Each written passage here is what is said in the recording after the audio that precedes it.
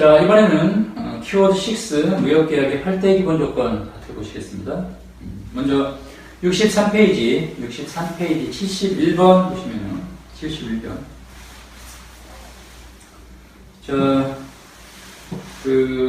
가로 빈칸에 들어갈 내용으로 맞는 것이 올바르게 나열된 것은 무엇인가 하는 것을 묻는 질문이죠. 자, 질문을 보시면 수출사 X가 최근에 그 1차 상품으로 취급 제품 확대를 원하죠. 자, 그런데 그 수출을 할 때 그 품질 결정 방법으로 표준품 기준으로 품질을 결정하고자 하죠. 자, 표준품을 기준으로 품질을 결정하는 방법을 뭐라고 하죠? Sales by Standard, 즉 표준품 매매 방식이죠. 그 품질 결정 방식 중에. 자, 이 표준품 매매 결정 방식은 주로 어떤 경우에 사용을 하죠? 자, 일반적인 그 품질 결정 방법으로 가장 많이 이용되는 것은 견본 매매 방식이죠.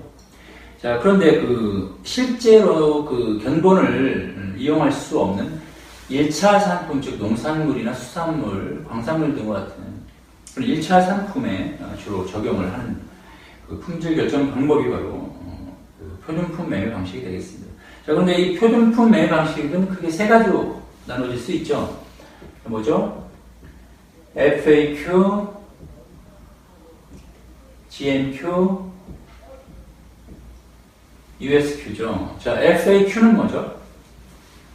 평균 중등 품질 조건을 바로 FAQ라고 하죠. 자, FAQ란 그 선적지에서 해당 시기에 수확된 농산물 등의 평균적인 중등 품질을 품질 결정 기준으로 삼는 조건이죠. 그래서 평균 중등 품질 조건보다 물품이 품질이 떨어지면 가격을 덜 받고, 그리고 평균 중등 품질보다 품질이 높으면 가격을 더 받는 그런 방식의 품질 결정 방법이 되겠습니다. 그래서 FAQ 방식은 품질 결정 시기 측면에서 선적시, 즉 선적지에서 품질을 결정하는 선적시 품질 결정 기준이 되겠고요. 그리고 GMQ는 뭐죠? Good Merchantable Quality, 즉 판매 적합성 품질 결정 조건이죠. 다시 말해서 도착지에서 해당 물품의 품질이 해당 지역에서 판매하기에 적합한 수준의 품질이다라고 결정이 났을 때 매도인의 물품 인도 의무가 완료됐다라고 보는 그런 조건이 되겠죠. 그래서 이 GMQ 같은 조건은 품질 결정 시기 측면에서는 도착지, 즉 양육지 기준 품질 조건이 되는 것이죠. 그리고 USQ 조건은 Usual Standard Quality, 즉 보통 품질 조건이죠. 이 보통 품질 조건은 주로 미국의 원면 거래 시에 주로 사용했던 그런 품질 결정 방식인데요. 우리나라 같은 경우는 인삼이나 오징어 거래 시에 이 USQ 조건을 많이 사용을 하죠. US 조건은 공인검사 기관이 사전에 보통 품질을 정해놓고 정해진 보통 품질을 기준으로 품질을 결정하는 그런 조건이 되겠습니다. 자, 그런데 질문으로 다시 돌아가시면 수입자 Y가 원목이나 냉동 수산물 등을 수입하고자 하죠. 근데 조건으로 수출자 X가 도착지에서의 판매 적격성을 보증해주기를 원하고 있죠. 자, 표준품 매매 결정 방식 중에 도착지 품질 결정 조건이 뭐죠? GMQ죠, GMQ. 그래서 수출자 X는 수입자 Y에게 품질 결정 방법으로 A 조건, 즉 GMQ 조건이 되겠죠. GMQ 조건을 제시하고자 한다. 자, 그리고 또 다른 수입자 Z는 농산물 가운데 곡물류, 과일류 등을 전년도 수확물의 평균 중등 품질 기준으로 수입하고자 한다. 그래서 그 수입자 Z에게는 품질 결정 방법으로 B 조건을 제시하려고 한다. 자, 뭐죠? 평균 중등 품질 조건. 자, FAQ 조건이죠. 그래서 B에 들어갈 만한 FAQ 조건이 되겠고요. 자, 또 하나 수입자 Z는 호밀 수입을 원하는데 그 품질 검사의 기준 시기를 양육시로 하고 싶어 한다. 그래서 수출자 X는 C 조건을 제시하려고 한다. 자, 호밀 등의 곡물류 매매 시 품질 결정 시기 조건은 크게 세 가지죠. 뭐죠? TQ, RT, SD 조건이 있죠. TQ는 tail carry라고 하는 조건이죠. 그리고 RT는 right turns라는 조건이고요. 그리고 SD는 C 데미지 조건이 되겠습니다. 자, 여기서 TQ 조건의 경우 품질 결정 시기가 언제죠? 선적시죠. 선적시. 선적 품질 조건이라고 얘기하죠. TQ. 자, RT는 뭐죠? 양육시의 품질을 결정하는 방법이죠. 즉, 양육시 품질 결정 시기 조건이 되겠습니다. 자, SD는 뭐죠? 양육 품질 조건과 선적 품질 조건이 절충된 그런 조건이 되겠습니다. 그래서 C에 들어갈 조건은 바로 RT가 되겠죠. 양육시 품질 결정 시기 조건. 그래서 답은 1번이 되겠습니다. 자, 다음은 65페이지 22번 문제 보시겠습니다. 22번 문제. 자, 지문이 두 개가 나와 있죠. 자, 앞에 있는 내용은 그 계약서 조항 중에 개별 거래 조항에 대한 내용이죠. 자, 밑에 내용은 계약서 그 조항 중에 일반 거래 조항의 내용이죠. 자, 무역 계약서는 크게 보면 세 파트로 구성이 되는 게 일반적이죠. 첫째가 기본사항 파트, 그리고 개별 거래 조항 파트, 그리고 일반 거래 조항 파트, 이렇게 세 가지로 구분되는 것이 일반적이죠. 기본사항 같은 경우는 뭐 계약 당사자나 계약 성립일자, 뭐 용어 정의, 뭐 이런 등등의 기본사항이, 기본적인 내용이 기재되는 파트가 되겠고요. 개별 거래 조항은 뭐 품명, 규격, 품질, 뭐 가격 조건, 선적 조건 등과 같이 좀 구체적으로 정해야 될 사안들, 즉 거래 시마다 정해야 될, 구체적으로 정해야 될 그런 개별적인 사항들을 기재한 조항이라고 얘기할 수 있겠습니다. 자, 일반 거래 조항은 뭐죠? General Terms and Conditions라고 얘기하죠. 개별 거래 조항과는 달리 그 계약서상에 일반적으로 좀 공통 적용되는 그런 내용의 조항을 바로 일반 거래 조항이라고 하죠. 예를 들면 불가항력 조항이라든지 중재 조항이라든지 클레임 조항이라든지 준법법 조항이라든지 이 모든 거래에 일반적으로 공통 적용되는 그런 내용의 조항을 바로 일반 거래 조항이라고 할 수 있겠습니다. 자, 문제 보시면 65페이지 20번 보시면 자, 밑줄 친 그 A는 어떤 조항인가 이런 질문이죠. 자, A 내용 보시면 quantity subject to a variation of 5% plus or minus at seller's option. 수량과 관련해서 판매자 선택권으로 플러스 마이너스 5%의 과부적이 허용된다. 과부적 용인 조항에 대한 내용이죠. 즉, moral risk clause, 즉 ML 클러즈라고도 하고요. 자, 과부적 용인 조항이 뭐죠? 과부적 용인 조항이라는 것은 일반적으로 어떤 화물에 적용이 되죠? 버크하고, 즉 산화물에 주로 적용되는 조항이죠. 자, 산화물이 뭐죠? 모래나 자갈, 석탄, 철근 등과 같이 그 포장이 불가한 그런 화물. 그래서 그 운송 중에 유실이 많이 일어나는 그런 그 화물을 그 버크카고라고 하죠. 그래서 그 과부적 용인 조항이라는 것은 이러한 화물 운송 시에 그 유실이 많기 때문에 그 계약서에 명시된 수량을 기준으로 5%가 더 적재되어 있거나 5%가 적게 적재되어 있는 경우라도 계약서상의 수량을 꽉 채운 걸로 인정하자라는 그런 조항을 바로 가부적 용인 조항이라고 할 수 있겠습니다. 그래서 답은 1번이 되겠고요. 자, 이번에 unknown clause는 뭐죠? 부지약관 조항이죠. 3번의 force majeure clause는 불가항력 조항이고요. 그리고 4번의 infringement clause는 권리 침해 조항이 되겠습니다. 자, 다음은 66페이지 21번 보시면요. 21번. 자, 가격 조건의 내용을 맞지 않는 것은 무엇인가를 고르는 문제죠. 자, 1번. The currency for payment is US dollar.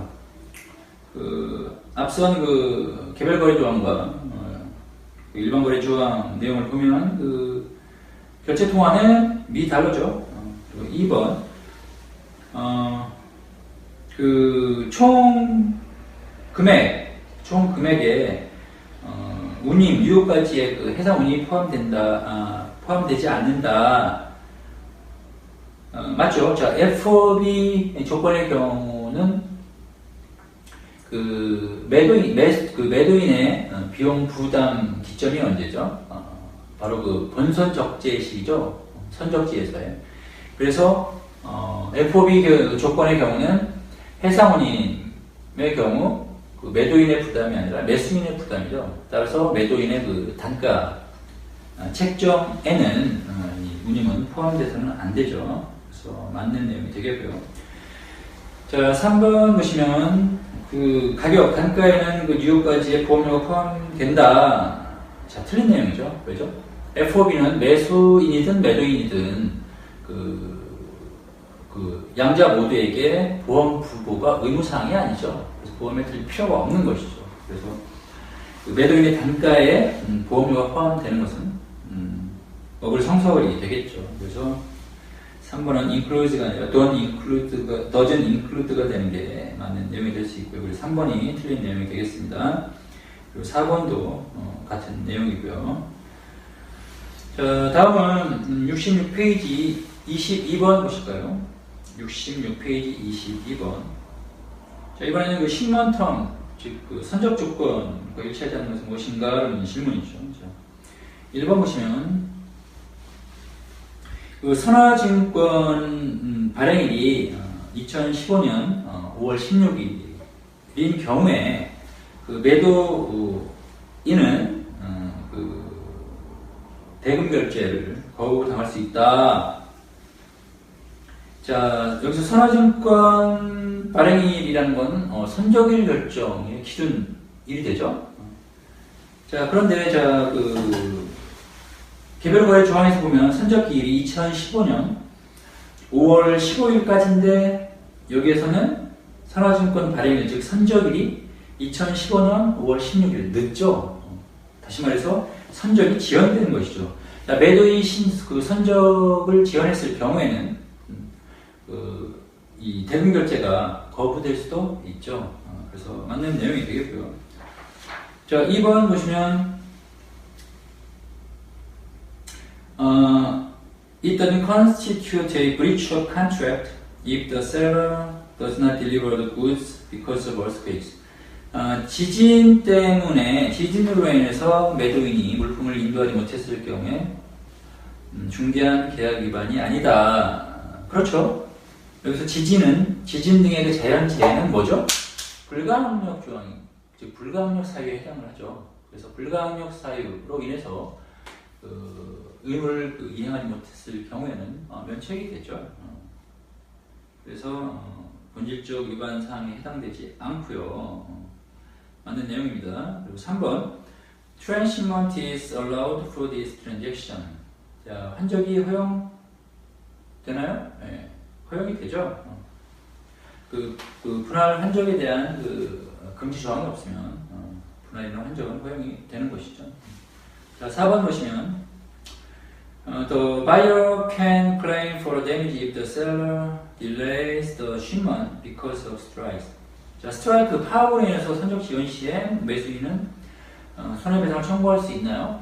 청구할 수 없죠. 왜죠? 스트라이크 즉 파업은 불가항력 사유에 해당을 하죠. 자, 불가항력 사유에 의해 계약을 위반했을 경우에는 면책이죠. 그래서 can claim이 아니라 cannot 클레임이 돼야 맞죠. 그래서 틀린 내용은 바로 4번이 되겠습니다.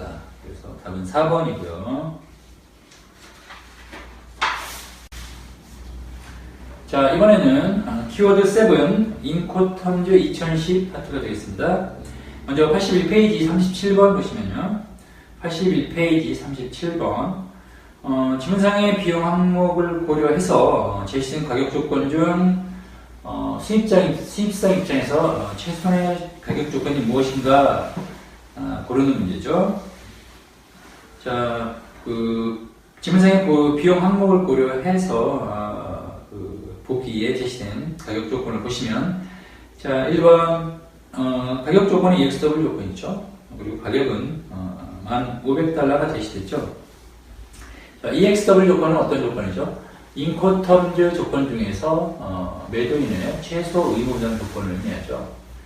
자, EXW 조건의 비용 분기점, 즉 물품인도 시점 문제죠. 매도인의 영업장, 군내 또는 공장이죠.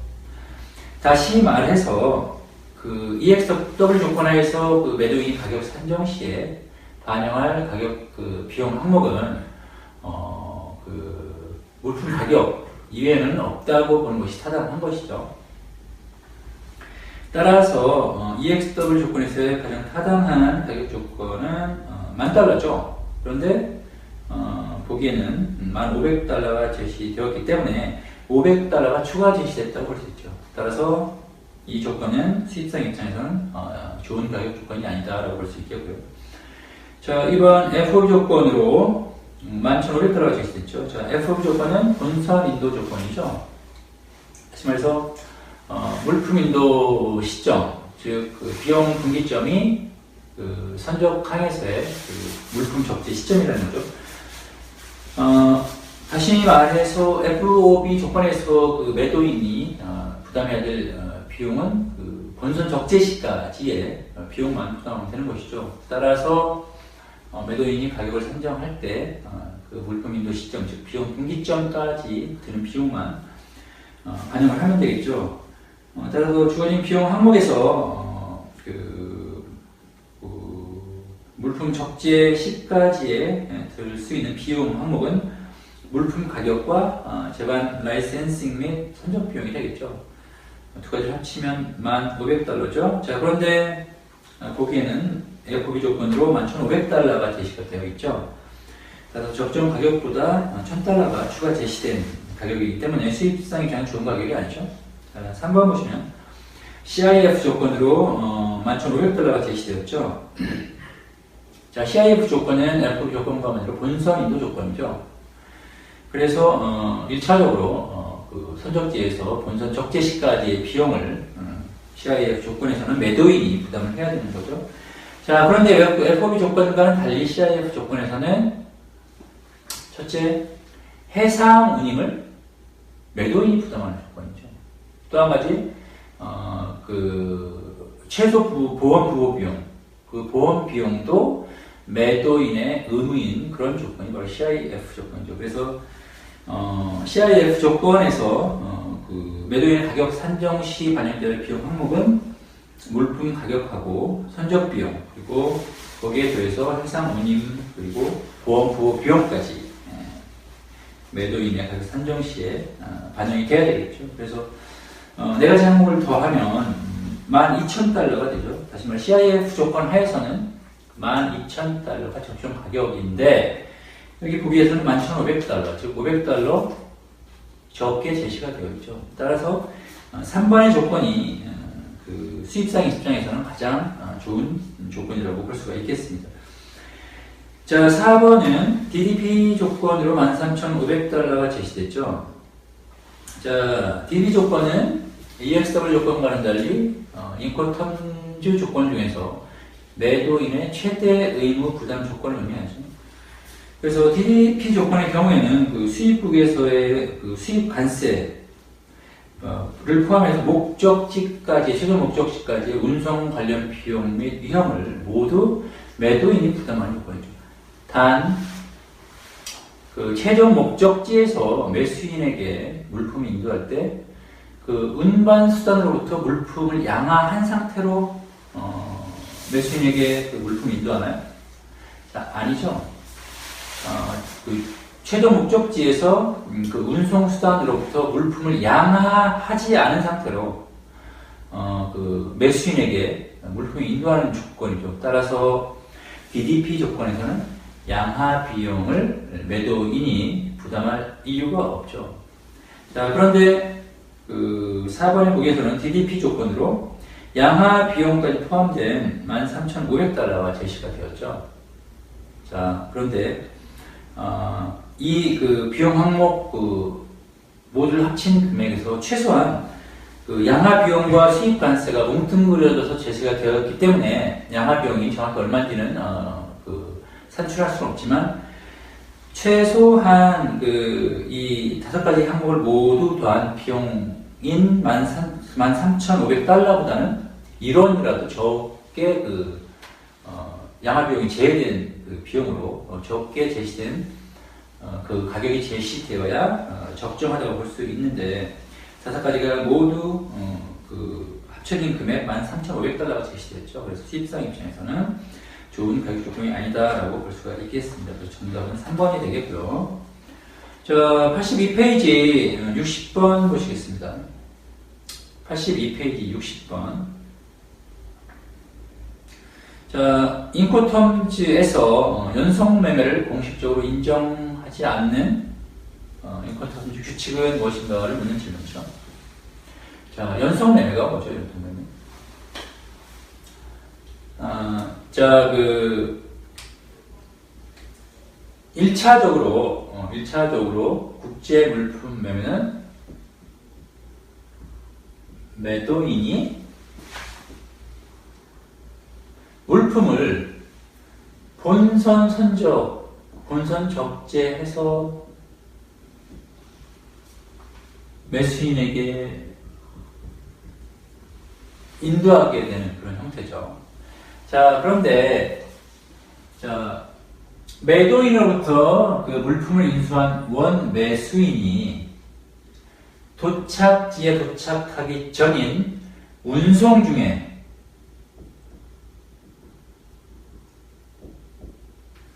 이 물품을 전매하는 경우가 있죠.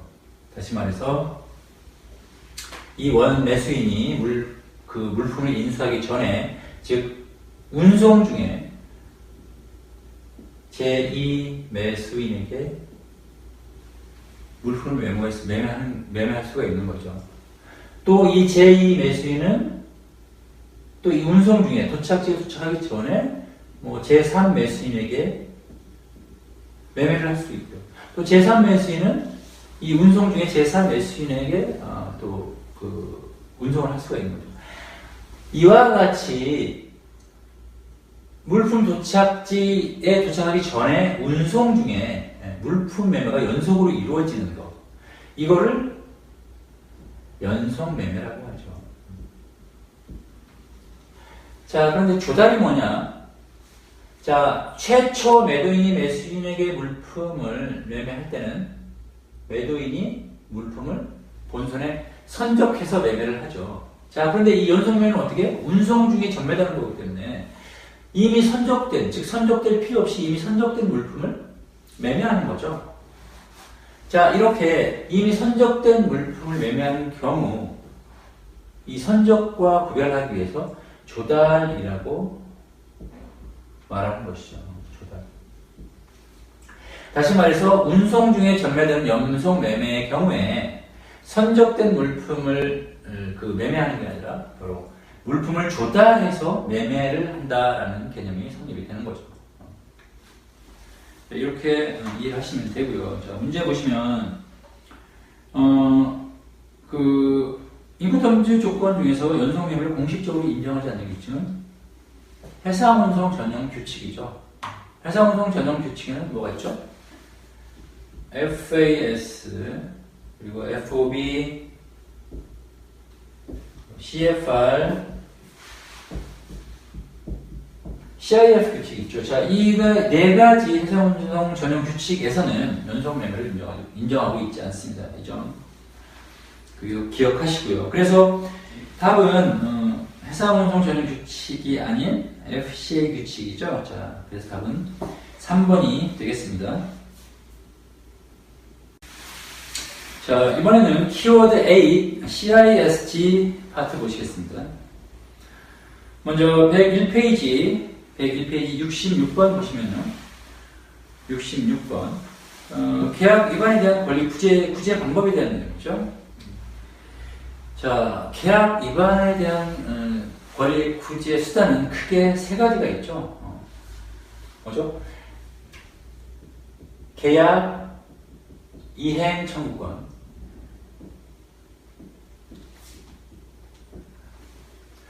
그리고 계약 해제권,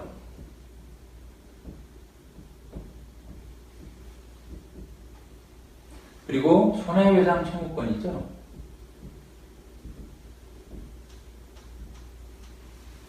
자, 다시 이 계약 이행 청구권은 그 특정 이행 청구권, 그리고 하자 보완권, 그리고 대체품 인도 청구권으로 또 구분이 되죠. 자, 그런데 이 그 세 가지 대분류된 그 계약 위반에 대한 구제 수단 중에서 계약 이행 청구권과 계약 해제권은 동시에 행사가 불가하죠.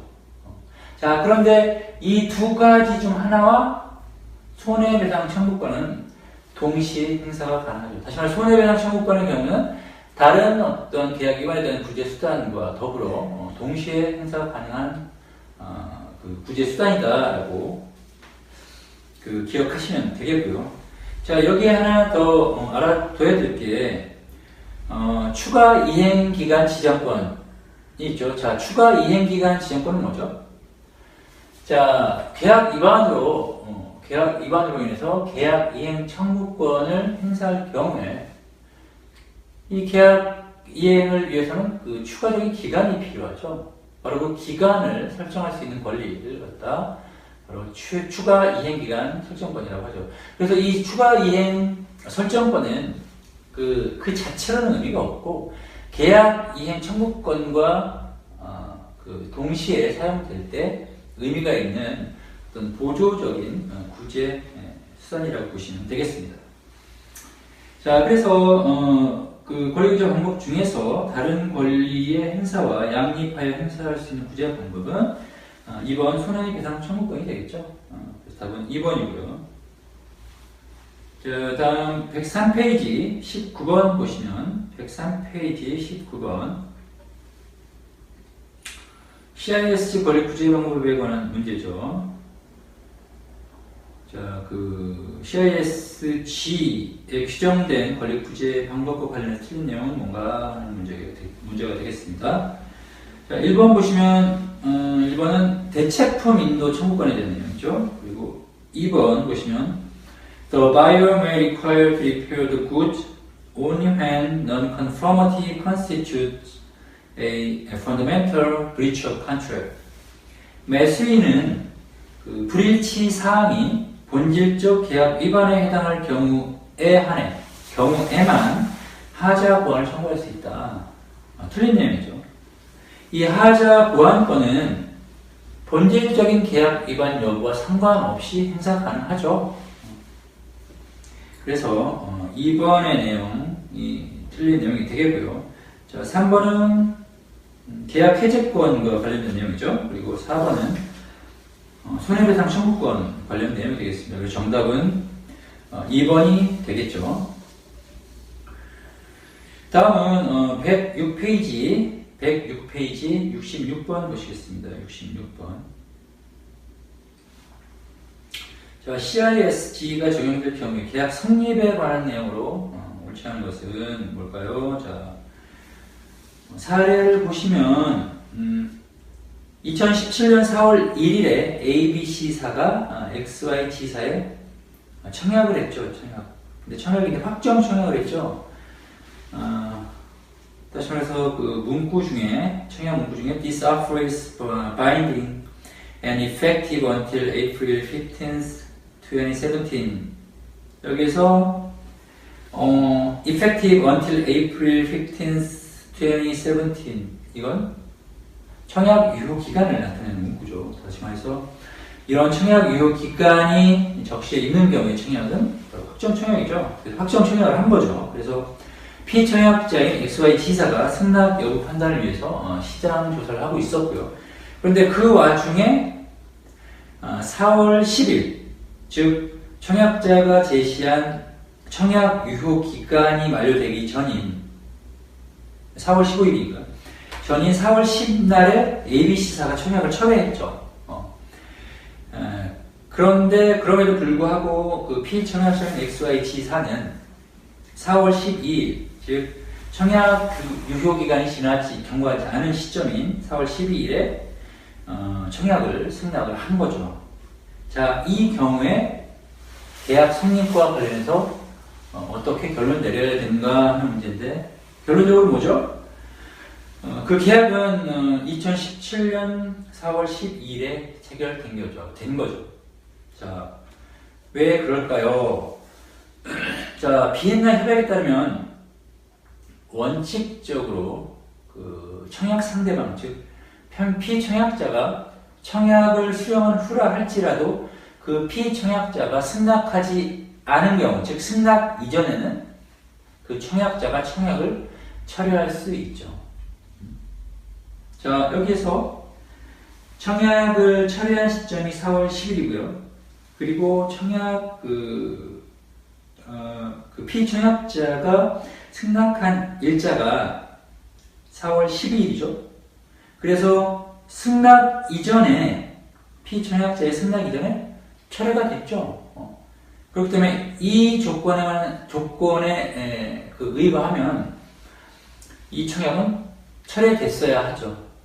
자, 그런데 이 그 조건과 더불어 다음에 단서 조항이 붙어 있죠. 비엔나 협약에 뭐냐?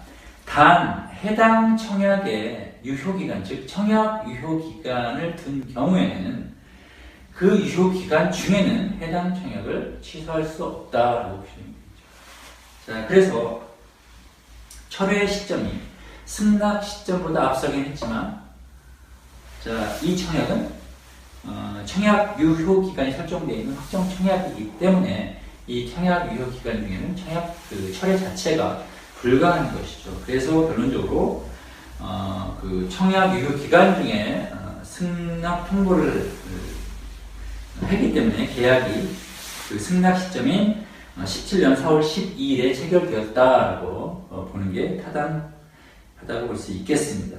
자, 그래서 정답은 2번이 되겠고요. 자, 이번에는 키워드 9 무역 결제 중에 무신용장 방식 파트가 되겠습니다. 먼저 115페이지 59번 보시면요. 59번. 자, 국제거래에서 판매자가 채무자에게 물품이나 서비스를 제공에 따라 발생하는 외상 매출 채권을 금융기관이 판매자를 대신하여 신용담보 등의 업무를 제공하는 금융기법이 무엇인가? 이런 질문이죠.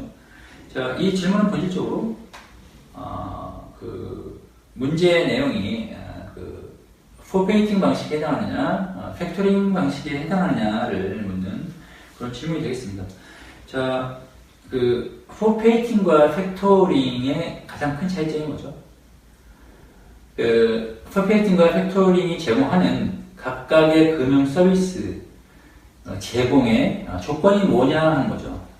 다시 말해서 팩토링의 경우에는 매도인이 매수인에게 상품 등을 외상 판매한 후에 발생하는 외상 매출 채권을 이 팩터, 즉 팩토링 회사에 일괄 양도한다는 조건으로 금융 서비스를 제공하는 개념이고요. 포페이팅은 포페이터가 그 수출상이 발행한 환업이나 약속 어음을 그 고정 이자율로 할인 매입한다는 것을 조건으로 수출상의 금융 서비스를 제공하는 개념이 되겠죠. 자, 근데 문제에서 뭘 조건으로 금융 서비스를 제공하죠? 외상 매출 채권을 그 조건으로 해서 금융 서비스를 제공하는 개념이죠. 따라서 답은 팩토링, 즉 국제 팩토링이 되겠죠. 그래서 답은 4번이 되겠습니다. 다음은 116페이지 25번, 116페이지 25번 문제 보겠습니다. 그 아래 제시된 지문의 그 서한 내용과 일치하는 것은 무엇인가를 고르는 문제가 되겠죠. 먼저 지문의 서한 한번 해석해 보면요. 자, 3기 주문분이 내일 출항해 5월 3일 자카르타 도착 예정인 아리랑호에 선적되었음을 알려드립니다. 자, 선적 서류는 귀사를 지급인으로 하여 일남 후 90일 결제 조건으로 발행된 30만 달러 금액의 환원과 함께 서울은행에 제시가 되었습니다. 그러니까 선적 환원을 비롯한 그 선적 서류가 서울은행에 제시되었다는 거죠. 자, 그런데 서울은행은 귀사의 추심을 통지하게 될 HSBC 은행에 다음 주까지 해당 서류들을 전송할 것입니다. 자, 이 거래 조건은 뭐죠? 이 내용으로 파악된 거래 조건은 추심 결제 방식에 의한 거래라는 것을 우리가 알 수가 있겠죠. 자, 그래서 추심 거래 방식의 결제일 경우에 서울은행은 어떤 은행이 되는 거죠? 즉, 이 그 서한 작성자는 누구죠? 서한 작성자는 매도인이죠. 왜? 귀사를 지급인으로 하여, 즉 환원의 지급인은 누구죠? 수입사죠. 그렇기 때문에 본인인 이 서한 작성자는 매도인이 되겠습니다. 그래서 서울은행은 매도인이 선적 서류를 제시하면 서울은행은 추심 결제 방식에서 매도인, 즉 출상의 거래은행인 추심의뢰은행이 되겠죠. 그리고 귀사, 즉 수입사항에게 추심을 통지하게 되는 은행은 누구죠? 즉 추심은행이 되겠죠. 다시 말해 추심은행은 HSBC 은행이라는 의미가 되겠습니다. 자, 그런데 귀사가 요청하신 검사 증명서를 제공해 드렸는데 당사는 이것이 재판의 목적을 위한 것인지 알고 싶다. 그리고 당사는 어떤 식으로든 그 제품이 변질되지만 않았다면 또는 변형되지만 않았다면 귀사 고객들이 보증서에 의거 보호받을 수 있음을 천명하는 바입니다. 이 서한 내용을 봤을 때 그 본문 서한 내용은 취심결제 방식에 의거한 그런 무역 거래 내용이라는 걸 우리가 알 수가 있겠죠. 자, 그래서 보기 1번 보시면 Buyer is supposed to pay on receipt of shipping documents and duties. 매수인은 선적 서류 및 환원 수령 즉시 대금을 지급하게 되어 있다. 맞나요?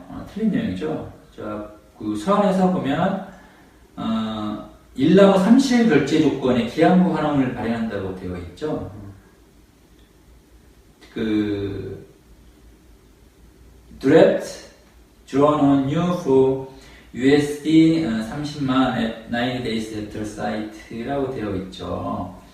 따라서 이 서한에 따르면 그 발행된 환원은 그 기한부 환원이고 따라서 그 일남 즉시 대금 결제 조건이 아닌 거죠. 그래서 1번은 틀린 내용이 되겠고요.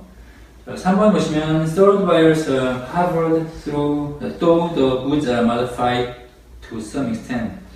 제품이 어느 정도 변질된 경우라도 재상 매수인은 보증서에 의거 보호받을 수 있다. 틀린 내용이죠. 왜? 그 서한 내용에 그 제품이 변형되거나 변질되지만 않았다면 귀사 고객들이 보증서에 의해 의거해서 보호받을 수 있다라고 전제를 달았죠. 따라서 제품이 변질된 경우에는 그 보증서에 의해 보호받을 수 없다는 게 맞는 내용이죠. 그래서 이번 내용도 틀린 내용이 되겠고요. 자, 3번 서울뱅크 would be a collecting bank. 서울뱅크가 서울은행이 추심은행인가요? 아니죠. 서울은행은 추심의뢰은행이고요. 자, 추심은행은 즉 수입상에게 추심을 통지하게 될 추심은행은 HSBC 은행이죠. 3번도 틀린 내용이 되겠습니다. 자, 4번 HSBC is not responsible for a buyer's credit risk. HSBC 은행은 매수인의 신용 위험이 뭐죠? 매수인이 파산하거나 도산하거나 어떤 대금 지급을 이행하지 않을 그런 지급 거절 등의 위험을 신용 위험이라고 하죠.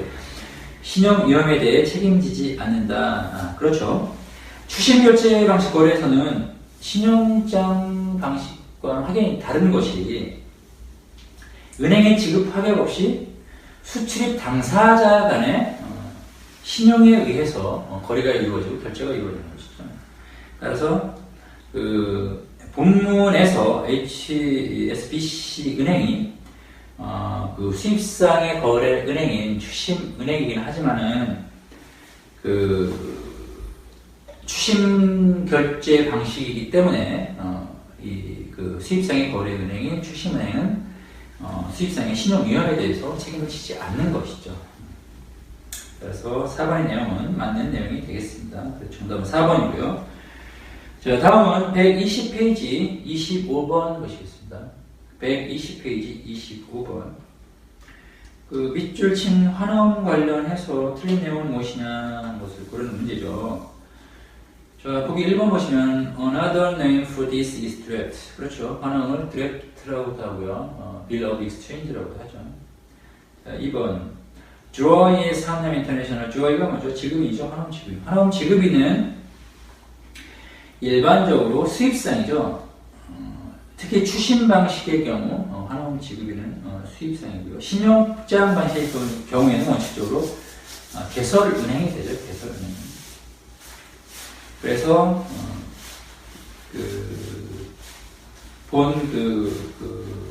내용상에서는 환원 지급인은 매도인인 한남 인터내셔널이 아니라 KM 콜포레이션 수입상이 되겠죠.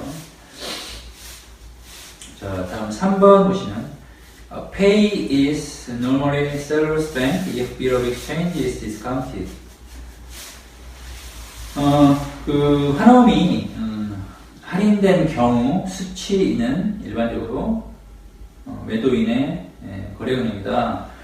자, Pay는 수취인이죠. 자, 수취인은 그 환원대금을 지급받는 사람을 의미하죠. 그래서 일반적으로 그 수취인은 발행인, 환원 발행인이나 그 환원 발행인이 지정한 제3자가 되는데, 신용장 방식에서는 통상적으로 누구죠? 매입은행이죠.